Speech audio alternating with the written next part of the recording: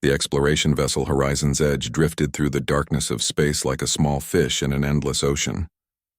Amy Carter sat at her station in the communications bay, her fingers moving across the holographic controls as she monitored the deep space frequencies. The ship had been surveying this uncharted sector for 3 weeks now, and the crew had fallen into a comfortable routine.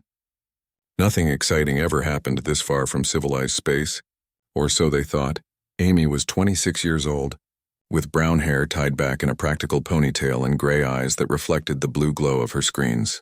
She had joined the exploration service right out of college, eager to see the galaxy and make first contact with new civilizations. So far, the job had been mostly scanning empty space and drinking bad coffee. She was about to take another sip from her mug when every alarm on the ship started screaming at once. The bridge erupted into chaos. Captain Danny Morris, a weathered man in his 50s with more gray in his beard than brown, was shouting orders to his crew. The sensors had detected something massive dropping out of hyperspace directly ahead of them. Amy pulled up the visual feed on her main screen and felt her blood turn cold.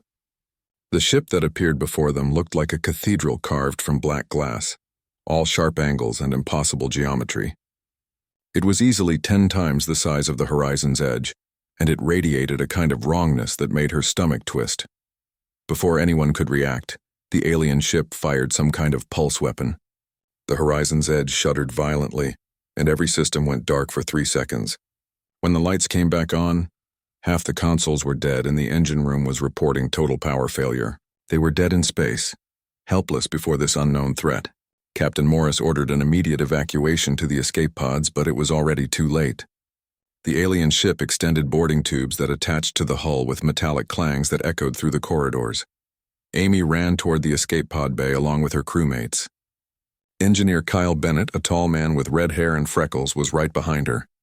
Medical Officer Lisa Hayes, a small woman with dark skin and kind eyes, was helping injured crew members toward safety.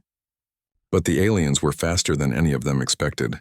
The corridor filled with a strange mist, and figures emerged from it that made Amy want to scream. The aliens stood over 7 feet tall, with bodies that seemed to shift and flow like liquid shadow given form. They wore armor that looked organic, as if it had grown rather than been manufactured. Their faces, if they could be called faces, had too many eyes and mouths that opened in ways that violated every law of biology Amy knew. These were the Vexnari, though Amy would not learn their name until later. All she knew in that moment was pure animal terror. The aliens moved through the crew with terrible efficiency. Their weapons did not kill but paralyzed, sending out tendrils of energy that wrapped around humans and pulled them to the floor. Amy tried to run but felt something cold grip her ankle. She fell hard, her chin hitting the metal floor and filling her mouth with the taste of blood. Strong hands, too many hands, lifted her up and carried her toward the boarding tube. The interior of the alien ship was worse than the exterior. The walls seemed to breathe, pulsing with a faint bioluminescence that cast everything in sickly green light. Amy was dragged through corridors that twisted in directions that hurt to look at, past chambers where she glimpsed things she desperately wished she had not seen. Other aliens, other species she did not recognize, suspended in fields of crackling energy, their faces frozen in expressions of agony. She was brought to a large chamber that looked like a twisted version of an operating theater. The walls were lined with equipment that served purposes she could not begin to guess at. In the center of the room was a raised platform surrounded by a shimmering containment field. The aliens threw her onto the platform and she felt the field activate around her, a pressure that pushed against her skin from all directions. Kyle and Lisa were brought in and placed in smaller containment cells along the wall. Amy could see them but could not reach them. Kyle was shouting something, his voice muffled by the energy fields, his face red with anger and fear. Lisa looked pale, her medical training probably allowing her to guess at what was about to happen better than the rest of them. One of the aliens approached Amy's platform. This one was different from the others, wearing robes that seemed to be made of living tissue that writhed and twisted. It spoke, and somehow the sounds it made translated into words Amy could understand, though the voice was wrong, layered with harmonics that made her teeth ache. The creature called itself Zixthron, and it explained in clinical detail what was about to happen. The Vexnari were harvesters of suffering. They believed that pain and fear contained a unique form of energy that they could extract and use to power their technology and fuel their rituals. They had perfected the art of torture over 10,000 years, learning exactly how to inflict maximum agony while keeping their subjects alive and conscious for as long as possible. Amy was going to be their latest experiment, their newest source of harvested pain. Zixthran activated the first device, and Amy's world exploded into fire. It was not real fire. She knew that on some level, but her nervous system could not tell the difference. Every nerve in her body screamed at once, telling her brain that she was burning alive, that her skin was peeling away, that her bones were cracking from the heat. She tried to scream but found she had no air in her lungs. The pain went on, seconds stretching into eternities. When it finally stopped, Amy gasped for breath, her body shaking uncontrollably. She looked down at herself, expecting to see charred flesh, but found her skin intact. The pain had been an illusion, a trick of the Vexnari technology that attacked the nervous system directly. Zixthran watched her with those too many eyes, recording her reactions with instruments she could not name.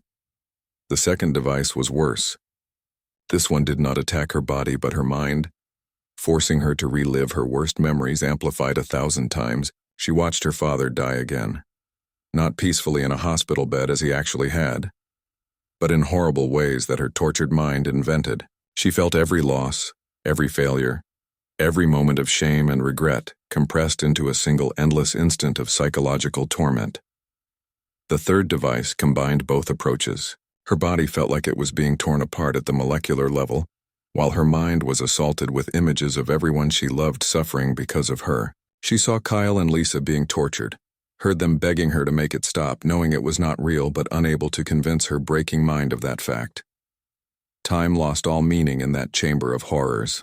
Amy could not tell if minutes or hours had passed. She was only dimly aware of Kyle and Lisa in their cells, forced to watch, their faces twisted with helpless rage and grief. The Vexnari took their emotional suffering too, feeding on the despair that radiated from the humans who could only watch their friend be destroyed. Zixthran cycled through different devices, different methods, always careful to keep Amy conscious, always monitoring her vital signs to ensure she stayed on the edge, but did not cross over into death. The alien was a master of its craft, knowing exactly how much the human body could endure before breaking completely. But there was a limit to what any biological organism could withstand. At the 37-minute mark, Amy's heart began to fail. Her body, pushed beyond every natural limit, finally gave up. The pain was so overwhelming that death came almost as a relief, a darkness that rushed up to claim her, a silence after the screaming. Amy Carter's heart stopped beating. Her brain activity flatlined.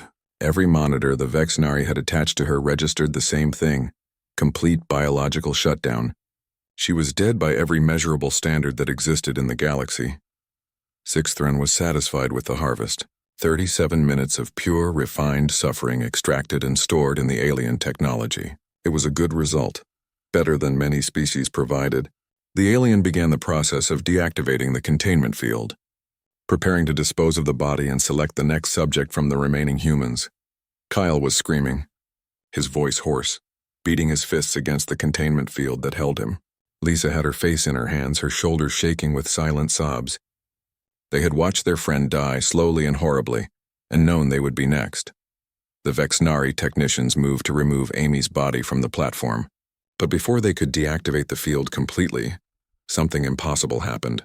The monitors that had shown complete biological death suddenly flickered. Amy's heart, which had been still for exactly 37 minutes, began to beat again. Her chest rose as her lungs drew breath. Her brain activity spiked back to normal levels. Her eyes, which had been staring sightlessly at the ceiling, focused and blinked. Amy Carter sat up slowly, her movements smooth and controlled, showing no sign of the trauma her body had just endured. The chamber fell silent. Every Vexnari present stopped what they were doing and stared at the human on the platform. In 10,000 years of harvesting suffering from countless species across hundreds of worlds, they had never seen anything like this. Resurrection was not unknown in the galaxy, but it required technology, external intervention, or specific biological capabilities that they had tested. Amy Carter stood in the center of the Vexnari torture chamber, and the aliens around her did not know what to do. Their instruments showed readings that contradicted everything they understood about biology and death. The human female had been completely dead for 37 minutes, and now she was alive again without any external intervention. Zixthran moved closer to examine her, its multiple eyes studying her with a mixture of scientific curiosity and something that might have been concern. The alien harvester demanded to know what Amy was, speaking in that layered voice that made the air vibrate. Amy looked at the creature calmly, with none of the terror that had filled her eyes before she died.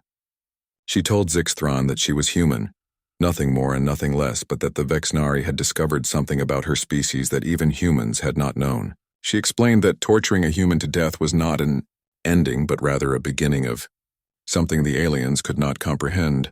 The Vexnari increased the power to the containment fields holding Kyle and Lisa, fearing that they might possess the same ability.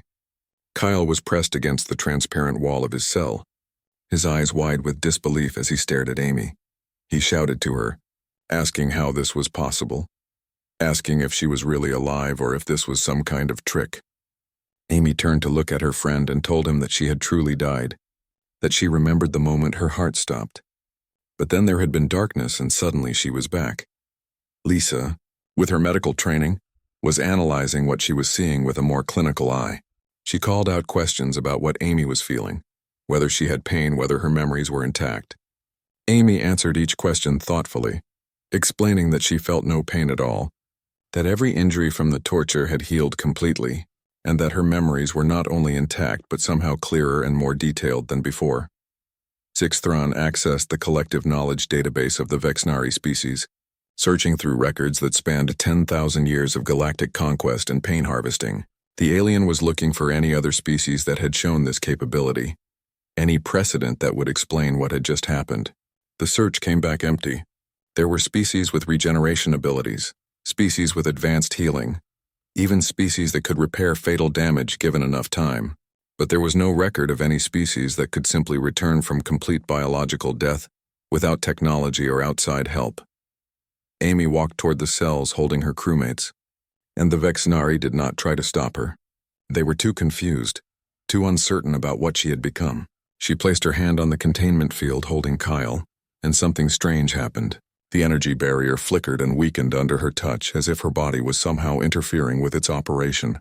Kyle felt the pressure on him lessen, and he pressed forward against the field, hope beginning to replace the despair on his face.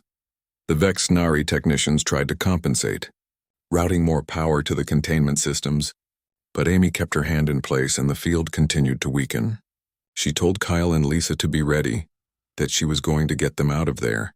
Her voice carried absolute certainty, as if failure was not even a possibility she considered. The transformation in her was remarkable. From a terrified young woman being tortured to death to someone who radiated calm confidence in the face of her tormentors.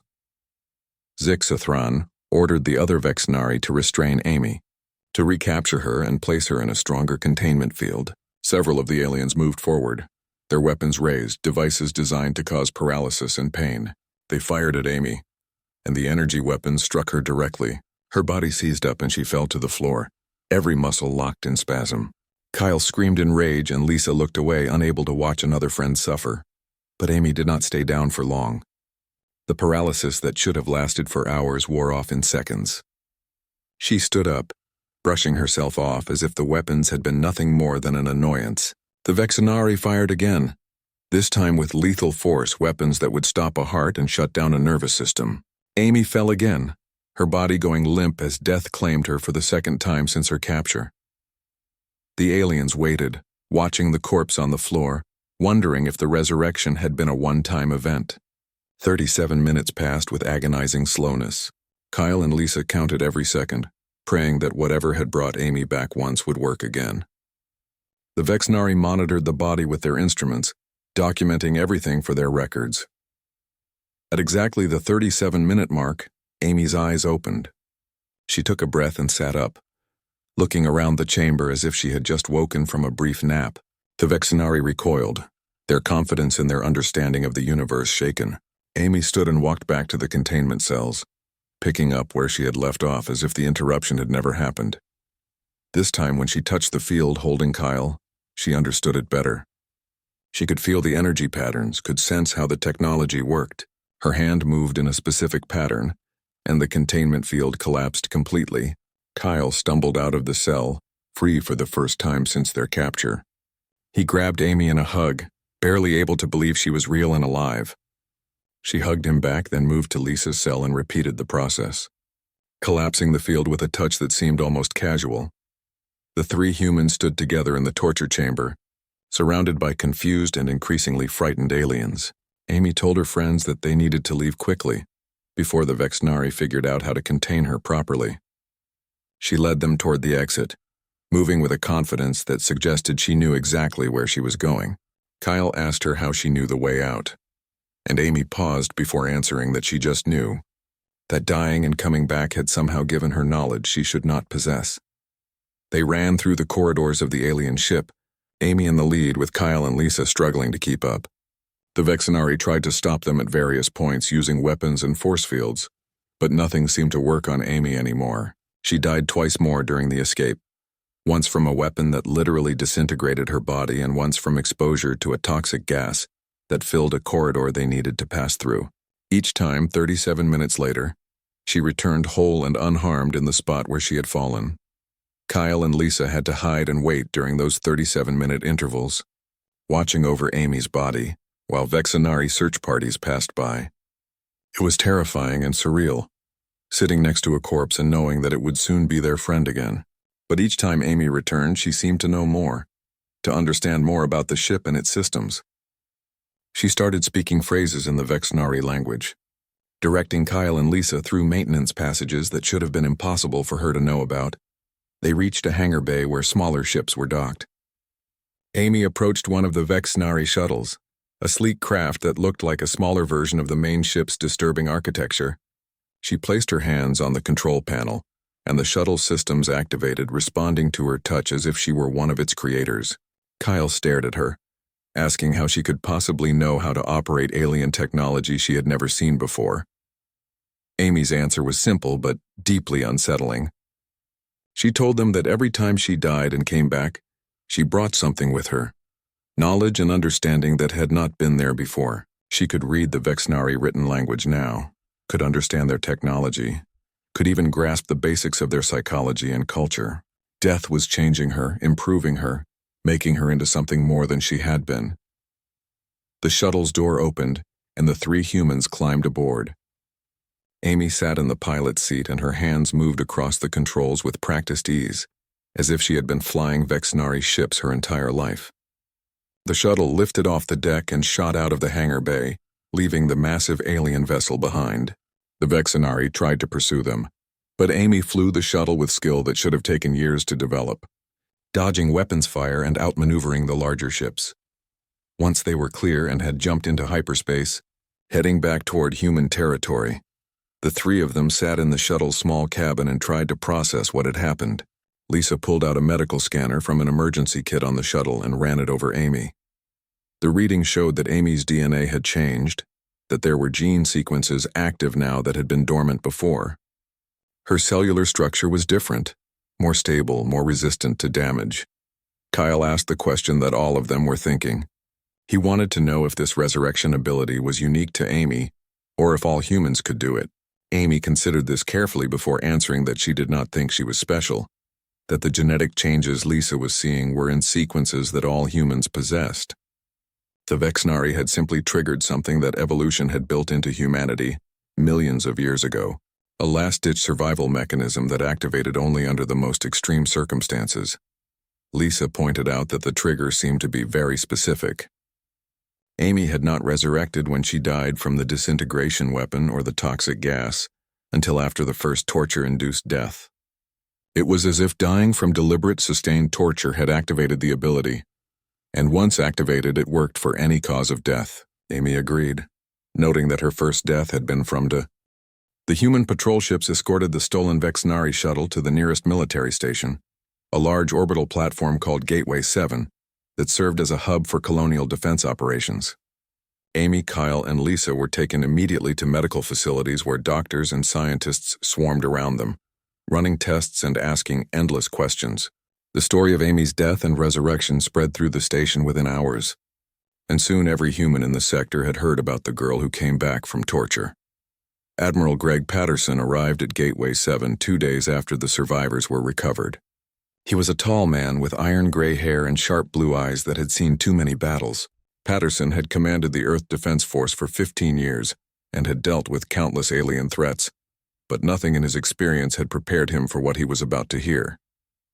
He sat across from Amy in a secure briefing room, with Kyle and Lisa present as witnesses, and listened to her account of what had happened aboard the Vexnari ship.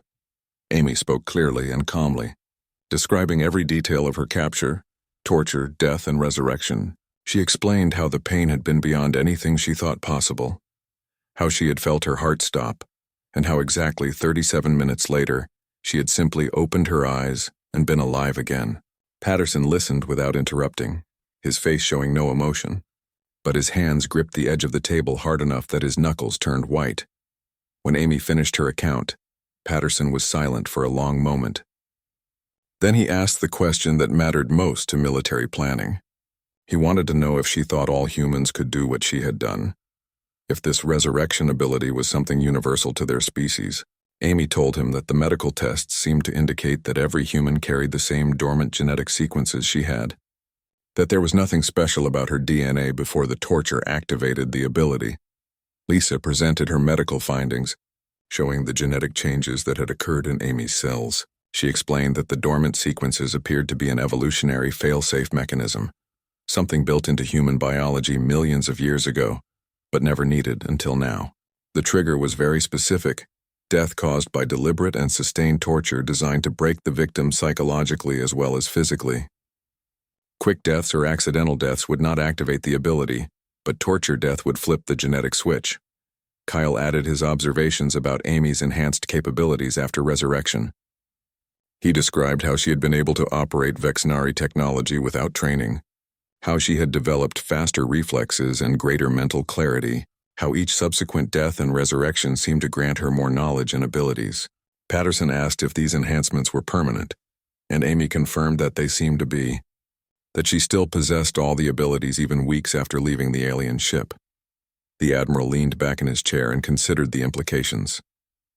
If Amy's case was typical, then humanity had stumbled upon a defensive capability that would fundamentally change their relationship with the galaxy. Species that relied on terror and torture as weapons of conquest would find those weapons useless against humans. But Patterson also recognized the danger of this knowledge becoming public. There were governments and organizations that might see humans as valuable test subjects, wanting to trigger and study the resurrection ability for their own purposes. Patterson made his decision quickly. He told Amy that her story needed to be shared with all of humanity and with the wider galaxy, but that it needed to be done carefully and strategically. Earth needed to control the narrative, to make it clear that torturing humans would have consequences. He asked Amy if she would be willing to serve as humanity's representative in this matter, to be the face and voice of this new reality. Amy agreed without hesitation. She understood that her life had changed forever the moment the Vexnari captured her, that she could never go back to being a simple communications officer on an exploration ship. If her suffering could protect other humans from experiencing what she had experienced, then it was worth whatever came next. The United Earth Council convened an emergency session within a week. Representatives from all human colonies and territories gathered in the council chambers on Earth, a massive dome structure overlooking the Pacific Ocean. Amy stood before them and told her story again, this time with full medical documentation and video evidence from the Vexnari shuttle systems that Kyle had managed to download. The council members listened in stunned silence as Amy described her torture, death, and impossible return to life.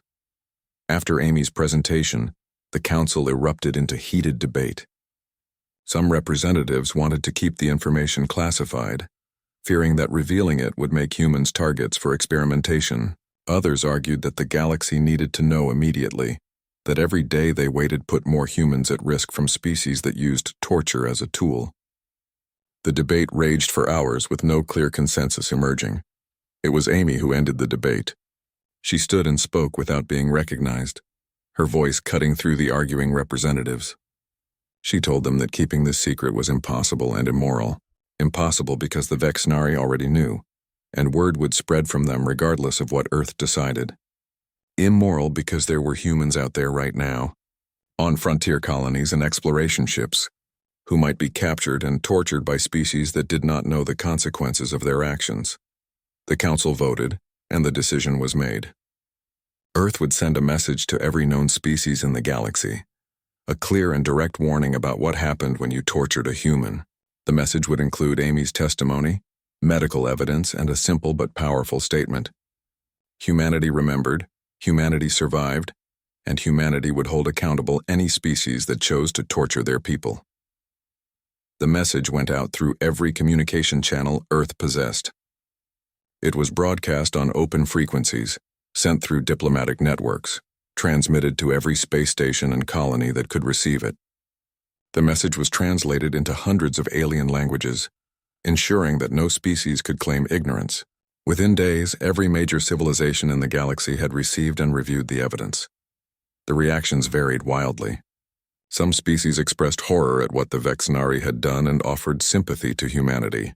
Others were skeptical, believing the evidence had been fabricated as some kind of propaganda ploy. A few species, particularly those that had been victims of the Vexnari themselves, reached out to Earth with messages of solidarity and understanding. The Vexnari response was silence. Their ships retreated to their home systems, and they ceased all contact with other species. Intelligence reports suggested that the Vexnari civilization was in chaos. Their entire culture built on harvesting suffering suddenly faced with a species that could not be harvested. Client species that the Vexnari had kept under control through fear and pain began to rebel, emboldened by the example of human resilience. But not every species believed the warning. 3 months after Earth's message went out, a merchant vessel called the Prairie Star was captured by a slave trading cartel known as the Kreshnai. These aliens were brutish creatures that made their fortune capturing and selling sentient beings to the highest bidder. They had heard the stories about human resurrection, but dismissed them as propaganda and lies. The Kreshnai selected a human from the Prairie Star's crew for interrogation, wanting to know Earth's shipping routes and colony locations. His name was Chris Morton, a cargo specialist who was 23 years old and had never expected to be anything more than a civilian working an honest job. The Kreshnai tortured him with crude but effective methods, beating and burning him while demanding information he did not have. Chris Morton endured 45 minutes of agony before his heart gave out. The Kreshnai were not as skilled as the Vexnari, but they were thorough enough. Chris died in a cold cell far from home, his last thoughts of his family back on Earth. The Kreshnai dumped his body in a corner and moved on to select their next victim. 37 minutes after his death, Chris Morton opened his eyes. The Kreshnai guards who had been walking past his cell stopped and stared in shock.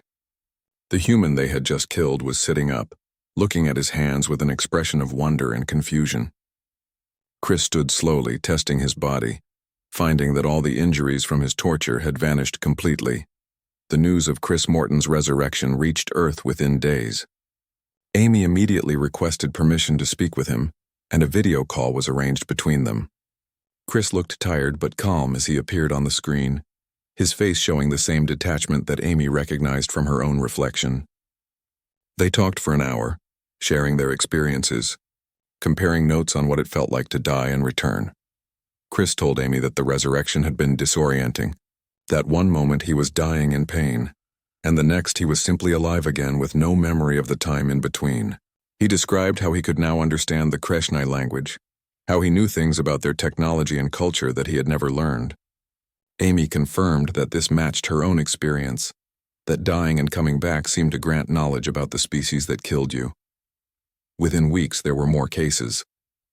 A human explorer named Claire Hudson was captured by P. 6 months after Amy Carter's resurrection, humanity had documented 23 cases of humans who had died from torture and returned to life. Each case followed the same pattern, and each resurrected human exhibited the same enhanced abilities and psychological changes. The galaxy was slowly accepting the reality that humans could not be broken by torture, but some species remained skeptical or hostile to this new development. Amy received an invitation to speak at the Galactic Council, an ancient organization that had governed interstellar relations for thousands of years. The council chambers were carved from a hollowed asteroid that drifted in neutral space, a place where no single species held power. Representatives from hundreds of civilizations gathered there to discuss matters of universal importance, and Amy's testimony about human resurrection had been deemed significant enough to warrant a full council session. She arrived with Admiral Patterson and a small delegation from Earth. The journey to the council chambers took 2 weeks, giving Amy time to prepare her statement and consider what she wanted to say. Kyle and Lisa accompanied her as well, serving as witnesses and support. Lisa had continued monitoring Amy's condition, and the medical officer's concern about the psychological changes in resurrected humans had only grown stronger. The council chambers were impressive in their scale and age. The walls were covered in carvings that depicted the history of galactic civilization, showing the rise and fall of empires that had existed before humanity even learned to make fire. Representatives from alien species sat in circular tiers that surrounded a central speaking platform. Some were humanoid. Others were so alien that Amy struggled to identify which parts of their bodies were heads and which were limbs.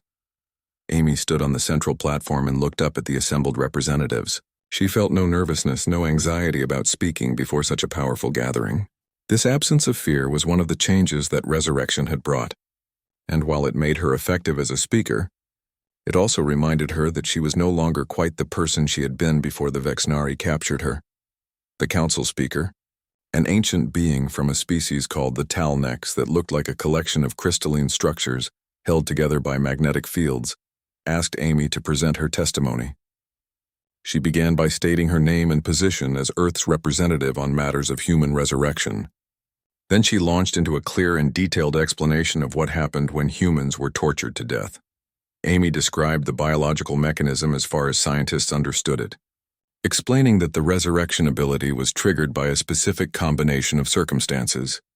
The death had to come from deliberate torture, from sustained infliction of suffering meant to break both body and mind. Natural death, accidental death, or even death in combat would not trigger the ability. But torture death activated something deep in human genetics that brought the victim back exactly 37 minutes later. A representative from a species called the Zhurn interrupted her presentation. The Zhurn were known for using pain compliance in their justice system, and they seemed concerned about the implications of human resurrection for their legal practices. The representative asked if Amy was claiming that any use of pain against humans would trigger this ability. Amy clarified that the trigger was specifically torture leading to death, not simply pain or punishment. A Zhurn criminal could still be held accountable under Zhurn law, as long as the punishment did not cross the line into sustained torture that caused death.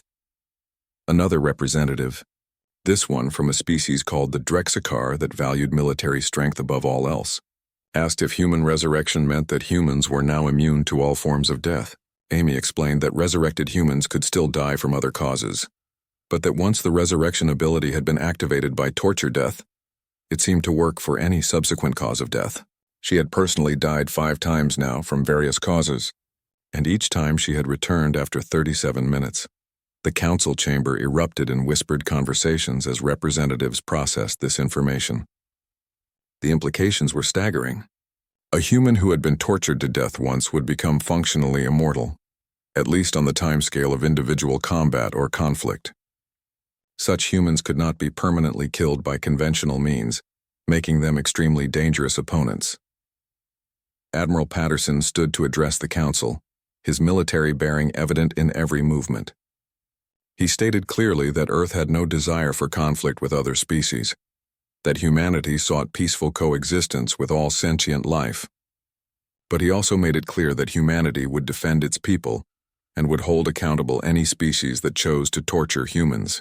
He listed the tools Earth would use, starting with economic sanctions, trade restrictions, and diplomatic isolation. War would be a last resort, but it remained an option if necessary. A representative from a wealthy trading consortium asked what Earth wanted from the council. Patterson's answer was simple. He wanted formal recognition of human resurrection as a protected status, with clear guidelines preventing experimentation on humans and harsh penalties for any species that tortured humans. He wanted the council to make it official policy that humanity was not to be used as test subjects for studying resurrection, that doing so would result in immediate sanctions and potential military intervention. The council debated for hours, with some species supporting Earth's position and others arguing that it was dangerous to give humans special protected status. A few representatives pointed out that recognizing human resurrection might encourage humans to become aggressive, knowing they could not be permanently killed if they had been tortured once. Patterson countered by noting that resurrected humans had shown no signs of increased aggression, and that Earth had no interest in starting conflicts. The session ended without a formal vote, but the Council agreed to draft guidelines regarding human treatment. Amy knew this was the best outcome they could hope for. The Council moved slowly by design, and getting them to even acknowledge the issue was a significant victory. She returned to Earth with Patterson and the others, feeling satisfied with what they had accomplished. But the trip back to Earth was interrupted by an urgent message. A colony ship carrying 500 humans, including many families with children, had been seized by a scientific research group called the Quelinari. These aliens were known throughout the galaxy as brilliant scientists and scholars, obsessed with understanding the universe through empirical observation. They had taken the colony ship and were conducting experiments on the human passengers, testing the limits of human resurrection for themselves. The news hit Amy like a physical blow. She had been so focused on dealing with species that used torture as a weapon that she had not considered the threat from species that saw humans as interesting research subjects. The Quelinari were not cruel or malicious. They simply did not understand that some knowledge was not worth the cost of obtaining it. They were killing humans to document the resurrection process, treating people as experimental subjects rather than sentient beings deserving of rights and dignity. Admiral Patterson immediately ordered the fleet to mobilize.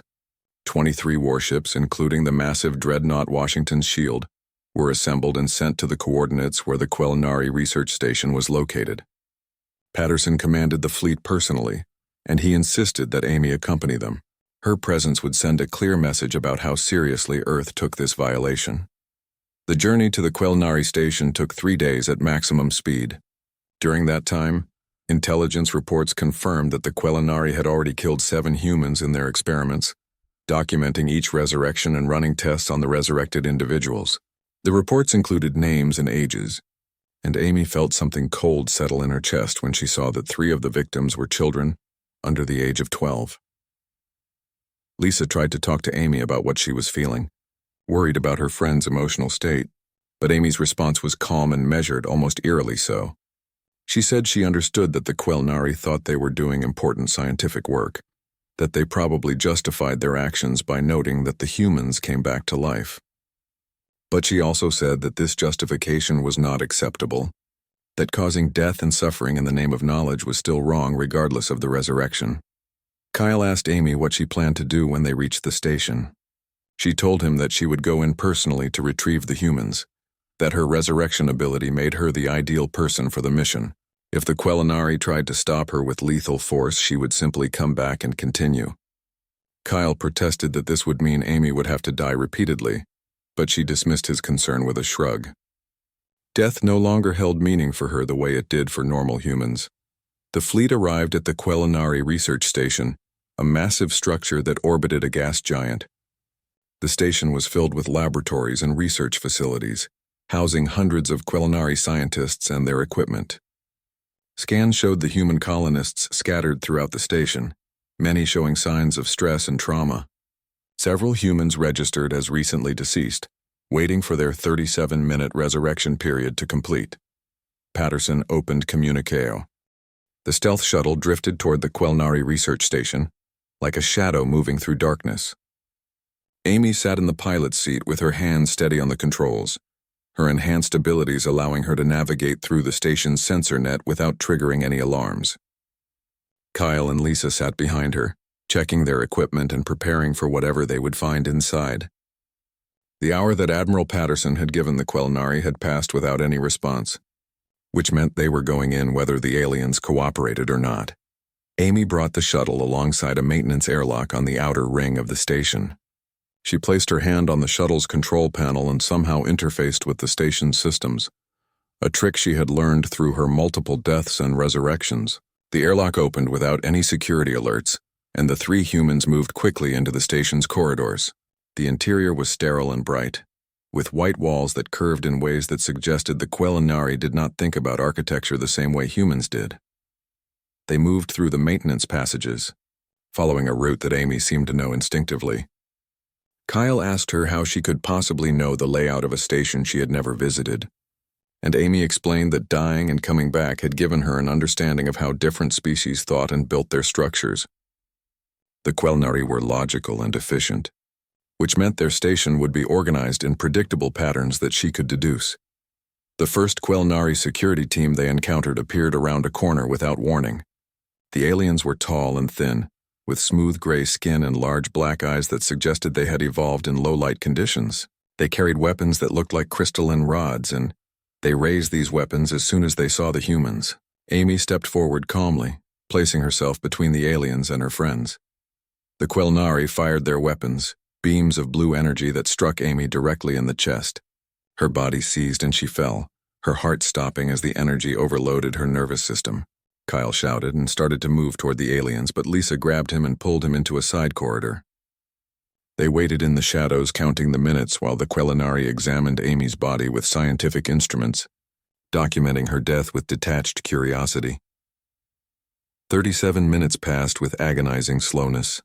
Kyle and Lisa watched from their hiding spot as Amy's body lay motionless on the floor. The Quelnari had moved on after confirming her death, apparently satisfied that the security threat had been neutralized.